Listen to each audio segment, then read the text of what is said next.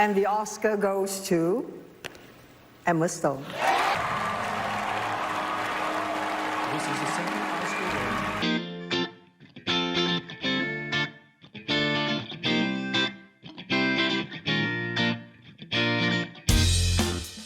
Hello and welcome to Intoxicated Masculinity. If it is the day after the Oscars, then I'm probably getting up late. I'm going to get this video up a little later than I intended, but we had some people over and just kind of, talked about the Oscars after they were over. I'm going to kind of just go briefly through my prediction video. Is pretty long, and I don't have tons and tons to say. I just wanted to cover a few topics, a few non-awards related topics. Wow, they fucked up the in memoriam segment a whole bunch. I don't know what they were thinking. I was shouting at my screen. The in memoriam segment is supposed to be about the people who you're memorializing, not some dancers. And I mean, the whole thing looked terrible. I don't know what they were thinking. You really just need to show the names and the faces and play a sad song, and that should be pretty much it. Very, very upset about that. Secondarily, I think Jimmy Kimmel did a pretty decent job.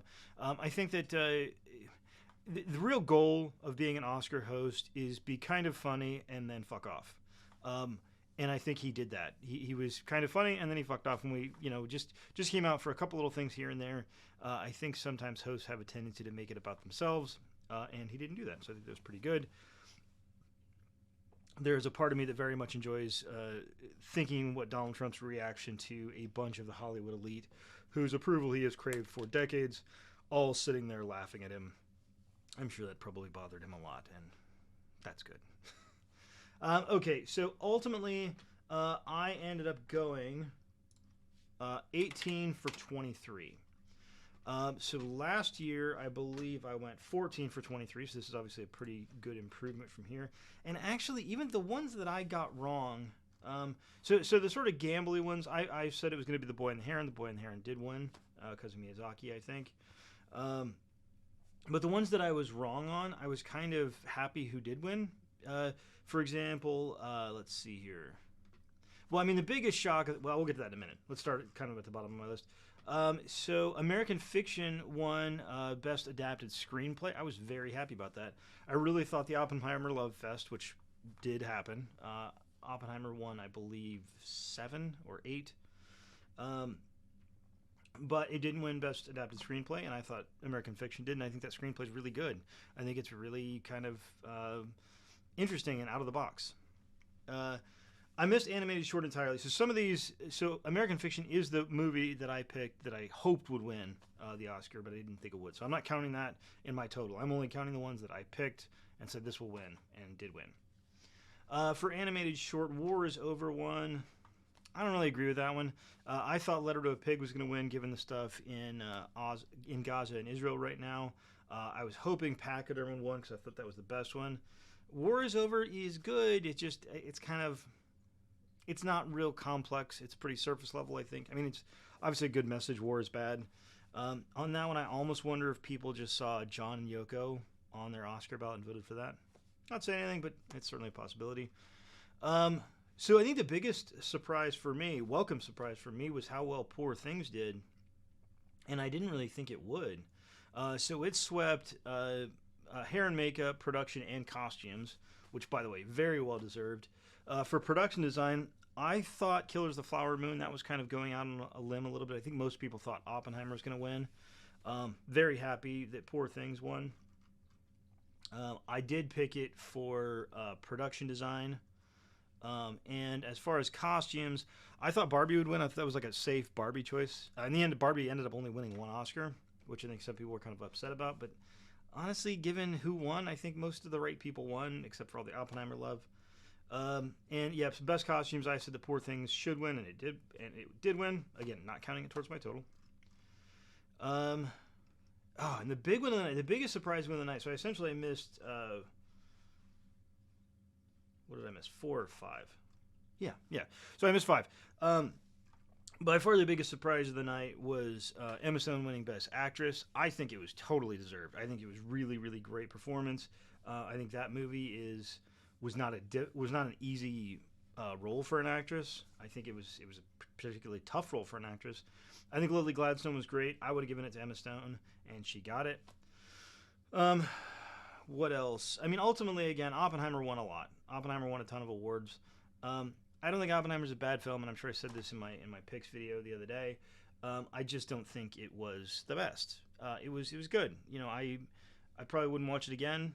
There's a whole bunch of movies on here that I would watch again, and that I've told people to watch because I think they're kind of really important films. But ultimately, I'm pretty happy with how I ended up doing. There was only one that I was totally off on, and that was Best Animated Short. The other four that I missed were screenplay, production design, costumes, and actress. And it's kind of interesting. I'm just realizing this now, that of the ones that I missed, 3 of the 5 went to Poor Things, which I think is pretty cool. Because I really like Poor Things. I thought it was a really, really good movie. And I'm happy it sort of got some love. Because I think you could really have set up a scenario where Poor Things didn't win anything. And I think that would have been a shame. As far as other films that didn't win, Maestro didn't win anything. Killers of the Flower Moon didn't win anything. Past Lives didn't win anything. And well, then you get into the acting category. As far as films that were nominated for multiple Oscars, those are the ones that sort of didn't come out. Naya didn't win anything. It was only up for 2, and Napoleon was up for 3. Didn't win anything. Also, Society of Snow was up for 2, and it didn't win anything. I don't think there was any really big, huge snubs here. Again, I disagree with Oppenheimer getting kind of the amount of love that it got. I think in Best Actor, there was some better choices. Best Supporting Actor is probably the one that I disagree with the most. I did say that Robert Downey Jr. would win, and he did, because it seemed a pretty much foregone conclusion. But and I didn't love Robert De Niro a ton in that movie. But Sterling K. Brown was just really, really funny and cool and sharp in American Fiction. Ryan Gosling, I think, pretty obvious what he did in that movie. And Mark Ruffalo was the one that I was hoping was going to win. Knew he wouldn't. Because he was playing sort of very against type and really kind of interesting. And Robert Downey Jr.'s role was fine. I don't know. I'm not generally speaking a big fan of biopics to begin with. And I don't know. Just didn't do it for me. What other? Oh, one to point out that The Zone of Interest winning Best Sound, that was the one that I was looking forward to the most. I kept hearing people saying over and over and over again that Oppenheimer was going to win, and I did not think it deserved it. I think The Zone of Interest is, the sound is the film, and the film is the sound. It is so vitally important to that movie. And finally, I was really happy to see Godzilla Minus One win the Oscar for Best Special Effects. I thought the people that came up were really cool. I kind of wish they would have gotten him a translator instead of him trying to read it in English. I thought he would have been able to get his point across if he could just speak his native language. But it was just cool. They all brought up their little Godzilla statues and everything. It was a lot of fun. Yeah, that's about it. I think it was a pretty... Again, aside from Emma Stone in Best Actress, which, again, I think she wasn't like an underdog. She was definitely the second choice, I think, for most people doing their picks. Not a lot of huge shocks, but a good show. I like it starting earlier. That was cool.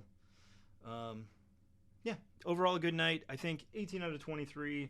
I'm sure I could do better, and maybe I will next year. But I'm not too upset with that. It's about just under 80% accuracy.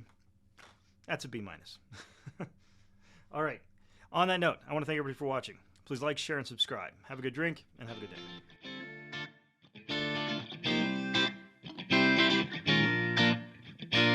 All our choices were made to reflect and confront us in the present, not to say, look what they did then, rather look what we do now. Our film shows where dehumanization leads at its worst. It shaped all of our past and present. Right now, we stand here as men who refute their Jewishness and the Holocaust being hijacked by an occupation which has led to conflict for so many innocent people. Whether the victims of October the 7th in Israel or the ongoing attack on Gaza, all are victims of this dehumanization. How do we resist? Alexandra Bistron Kaladziejczak, the girl who glows in the film as she did in life, chose to. I dedicate this to her memory and her resistance. Thank you.